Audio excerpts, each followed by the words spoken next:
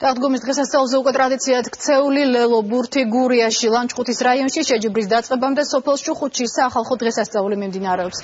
გურიაში ჩასული არიან მთავრობის წევრები, უცხოელი ტურისტები, საზოგადოებისთვის ცნობილი სახეები. გამოფენილია ხალხური რეწვის ნამუშევრები, საუკეთესო ფალავანი დასახელდება ქართულ ჭიდაობაშიც.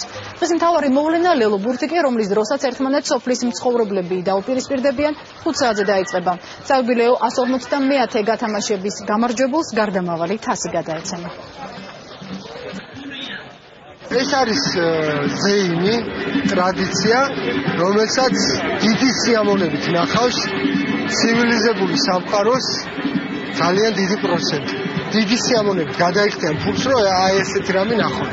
და მე დარწმუნებული ვარ, რომ რამოდენიმე წლის შემდეგ ასეც იქნება. ლელო ტარდება 150 წელია, ლელოდებით უამრავ სტუმარს, ღონისძიება ლელობურთი ავარდება 5 საათს. დღეს აქ გამოფენილი არის ჭილის ქუთები, ყველა რომელიც არის ხალხური რეწვის ოსტატთან მიერ გაკეთებული და დღეს გამოტანილი აქ გასაყიდად.